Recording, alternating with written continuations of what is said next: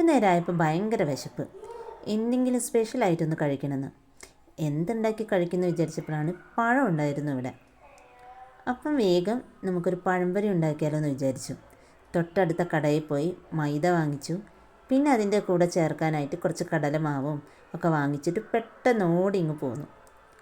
അപ്പം ഞാൻ ഉണ്ടാക്കുന്ന രീതിയിലുള്ള പഴംപൊരി കേട്ടോ. അപ്പം വേഗം തന്നെ നമുക്ക് ആ പഴംപൊരി ഉണ്ടാക്കിയാലോ.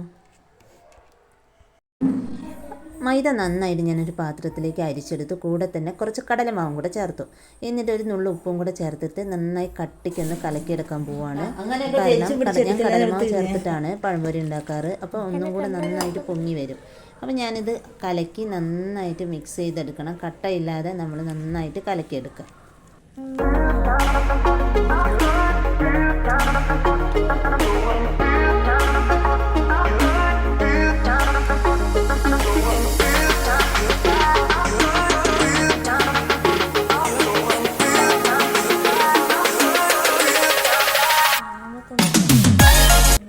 കൂടെ ഇതിലേക്ക് പഞ്ചസാരയും കൂടെ ചേർക്കണം. പഞ്ചസാരയും കൂടി ചേർത്ത് നന്നായിട്ട് കലക്കി വയ്ക്കുക. ഒരു അരമണിക്കൂർ വരെ നമുക്കിത് റെസ്റ്റ് ചെയ്യാൻ വയ്ക്കുക. അരമണിക്കൂർ കഴിഞ്ഞിട്ട് നമുക്ക് പഴംപൊരി ഉണ്ടാക്കി നോക്കാം. അപ്പം നല്ല അടിപൊളി പഴംപൊരി തന്നെ നമുക്ക് ഉണ്ടാക്കാൻ പറ്റും.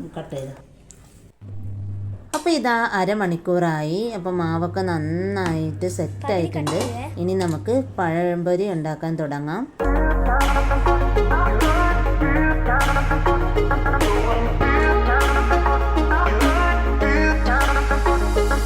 അപ്പം പഴം ഇങ്ങനെ നെടുകെ കീറിയെടുക്കണം. ഒരു 3 എണ്ണമായിട്ട് ഞാൻ കീറിയെടുക്കുന്നുണ്ട്. എന്നിട്ട് ആണ് ഞാൻ പഴംപൊരി ഉണ്ടാക്കാൻ തുടങ്ങുന്നത്.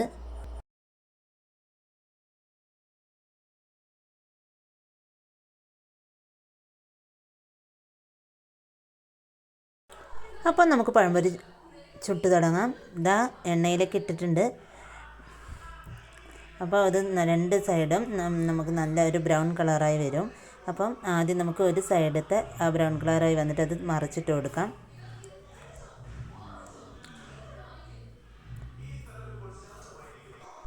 അപ്പം നല്ല മണം വരുന്നുണ്ട്.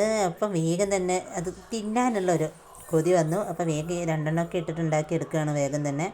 റിൻ്റെ ഇവിടെ കിടന്ന് ബഹളം വയ്ക്കുന്നുണ്ട്. അപ്പോൾ നമുക്ക് വേഗത പഴംപൊരിയൊക്കെ റെഡി ആയിട്ടുണ്ട്.